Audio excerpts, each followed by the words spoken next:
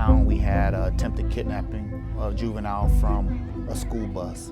We was able to identify the vehicle and the registered owner of that vehicle, but I needed evidence to tie him to the crime. Well, we didn't have this guy in-house at all. When I looked onto Peregrine, I noticed Pinal County had conducted a traffic stop on this individual and gave him a citation, and it had his phone number. I was able to write a search warrant for that data from that phone number to put him at the crime.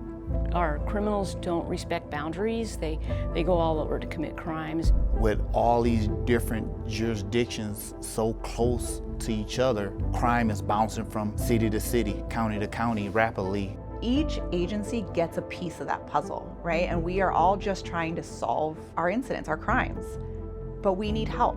The solve is that we can see what's happening in these other cities and kind of coordinate our efforts with those detectives. We believe that being able to get the most out of your data and protecting your privacy and civil liberties is an engineering decision.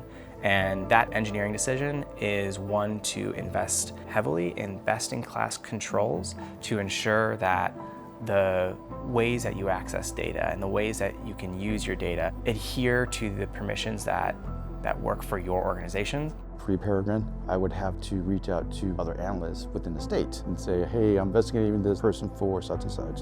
Has anybody else had contact with this individual? We have to do a records request. You know, it may take a couple of weeks before they get me that access, and I need that data in minutes. That's how we solve crime. With Peregrine, it's faster.